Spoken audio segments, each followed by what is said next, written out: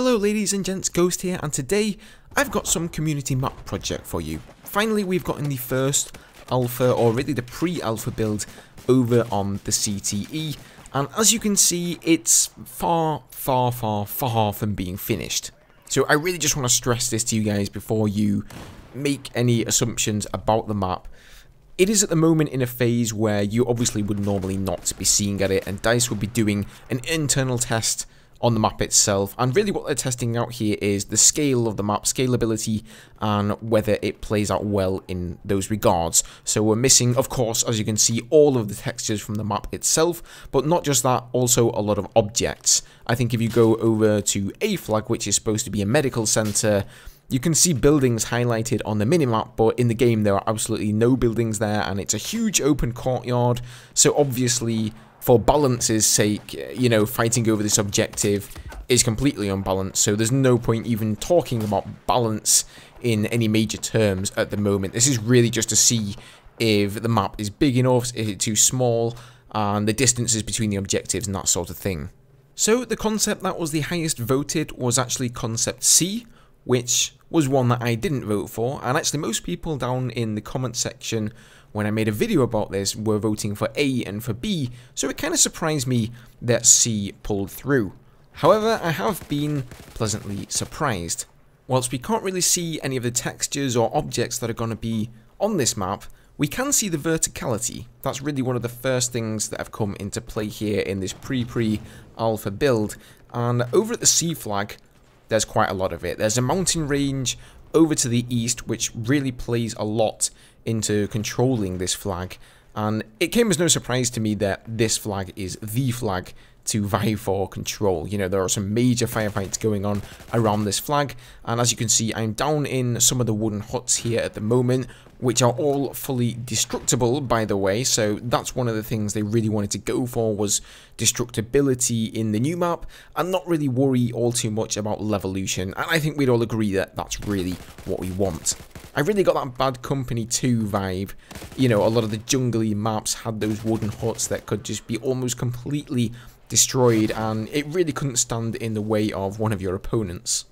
So I wanted to discuss with you guys some initial feelings about the flow of this map.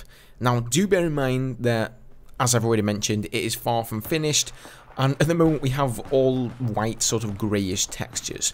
Now the soldier textures are unchanged, and the weapon textures. So your soldier appears against this backdrop of white. You are ridiculously easy to spot. There's no overgrowth, no coverage in the map yet. So basically it's a sniper's paradise. If a tank rolls up, he's going to have no problem seeing you, and there's really no hiding from him. So do bear in mind that these things are a factor at the moment in the flow of the map, and once the foliage and all the cover is in the game and your character's not so easy to spot, it's probably going to mean that snipers up on a hill don't quite have the same advantage that they do at the moment. So, you know, this is by no means balanced out yet, but I still want to comment a little bit on the flag placements and what I think so far about the flow. So one thing I find interesting is how the initial flags are set up. You can see for the Russian side we've got D and E, roughly equal distance from the deployment, but then for the US side you have A flag significantly closer to their deployment than the B flag. So if one team holds 3 flags, I think the Russian team are going to have a harder time defending both E and D at the same time than the US will have. However, on the flip side, I think the Russians actually have an advantage when it comes to the C flag. If you play around this objective, you'll notice that there is a lot of high ground to the east of C flag. So if it's the start of a game, both teams are racing towards the C flag, the Russians are going to be coming down from that mountain, their snipers are going to have great visibility, and they're going to be able to pick off targets from much further away, get a good overview of the C flag altogether, and see where the infantry are coming from.